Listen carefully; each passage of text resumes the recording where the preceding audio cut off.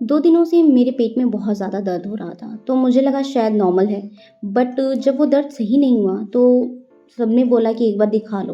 और फिर यहाँ पे मुझे रियलाइज़ हुआ कि हमारी लाइफ़ में सब कुछ अच्छा नहीं हो सकता हमेशा। कभी न कभी कोई न कोई दिक्कतें तो आएँगी ही ज़रूर। अब हमेशा हम अच्छाई की उम्मीद तो कर नहीं सकते। हम वहाँ पे जाने के बाद काफ़ी देर तक वेट किए और फिर हमें पता चला कि जो डॉक्टर थे वो चले गए हैं। फिर हम वहाँ पे पास में दीदी के घर चले गए। वहाँ जाने के बाद थोड़ा बहुत आराम किया हमने। फिर आराम करने के बाद अचानक से एक आवाज़ आया और जब हमने जाके देखा तो एक बंदर फ्रिज में से खीरा लेके भाग गया था। फिर उसके बाद जल्दी से हमने गेट वेट बंद किया और फिर उसके बाद एक केला दिया उसको। फिर अचानक से हॉस्पिटल से कॉल आ गया कि आपका नंबर आ गया है। तो फिर उसके बाद हम लोग जल्दी से घर से वापस से हॉस्पिटल पहुँचे और वहाँ जाने के बाद देखा कि अभी 2-3 लोग का नंबर था। तो मैंने काफ़ी देर तक वेट किया। वेट करने के बाद फिर मेरा नंबर आने वाला था। मुझे बहुत ज़्यादा डर लग रहा था क्योंकि मेरे पेट में बहुत ज़्यादा दर्द हो रहा था और सुबह से मैं कुछ खाई भी नहीं थी, सब कुछ मना था क्योंकि अल्ट्रासाउंड कराना था।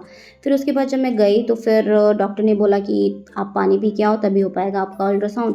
दोबारा फिर मैं पानी पीने के बाद गई तो फिर मेरी हालत ख़राब थी क्योंकि मुझे डर लग रहा था।